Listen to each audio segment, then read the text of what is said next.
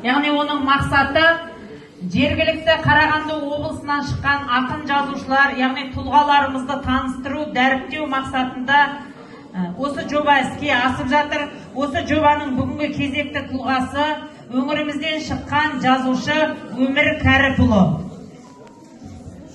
Яғни бұл кісі қазіргі уақытта 85 жаста. 40 жылы Қарағанды облысы Жаңарқа ауданында Құмдауыт ауылда дүниеге келген. Қарағанды педагогикалық институтының филологиялық факультетін бітірген. Ауыл мектептерінде 20 жылдық ұстаздық қызметін атқарған. 1980 жылдан бері Ағадырда тұрады. Аудандық Ағадыр Таңы газетінде журналистік қызметін атқарған. 1997-2003 жылдары аудандық Заман газетінде қызмет атқарған және қазақ тілі қоғамының бастаған.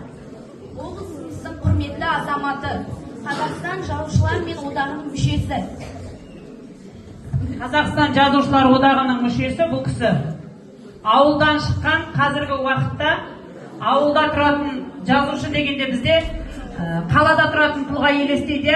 Ауылдан шыққан жалғыз жазушы бүгінгі күнде ауылда тұратын жазушы ретінде халықаралық әдеби Алаш сыйлығын иеленген кісі осы атамыз.